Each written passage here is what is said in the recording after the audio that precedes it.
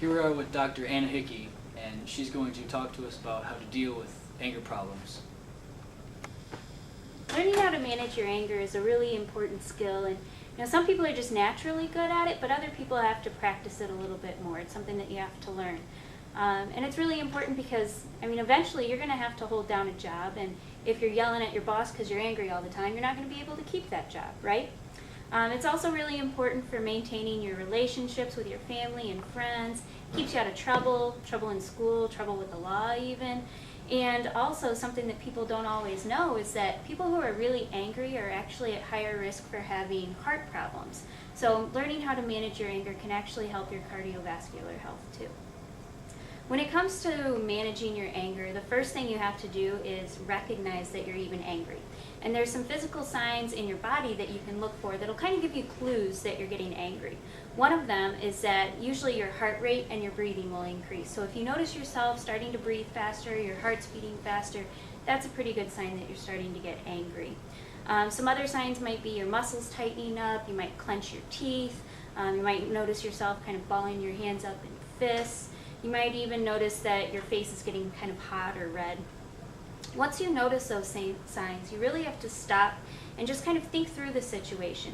Think about how you are kind of interpreting the situation. Are you thinking about it in a way that's not really accurate? And if that's true, then you need to find a different way to think about the situation, and that'll make you a little bit less angry. You might need to take a few deep breaths to calm down, and when you take those deep breaths and slow your breathing down, that will actually trigger a reaction in your brain that will then slow your heart rate down. And that just kind of takes those angry feelings down a notch. Other people might count backwards from 10. You can tighten and release the muscles in your body to help yourself calm down.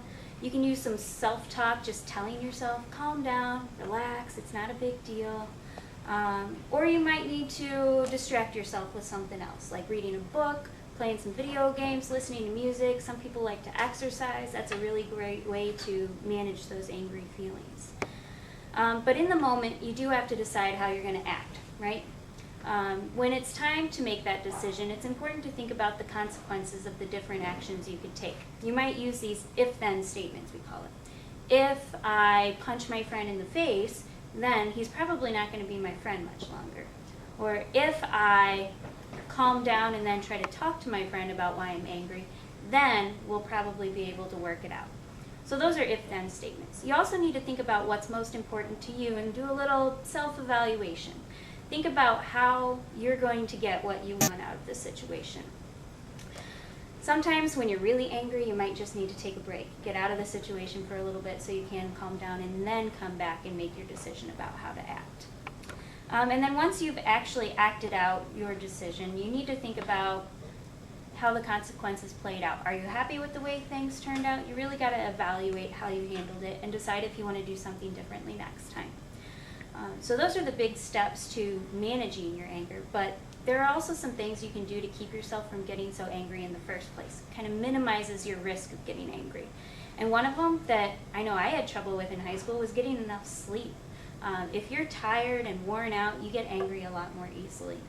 Another one is eating right, making sure that you're staying healthy, and then learning how to manage your stress. Make sure that you take time to relax, some time to just chill out and take it easy. And then the last thing you can do is really talk to the people that you trust about your feelings and kind of get it out so that it's not building up inside. Thank you for your time, Dr. Hickey, and Absolutely. you gave us a lot of information to think about. So, back to you.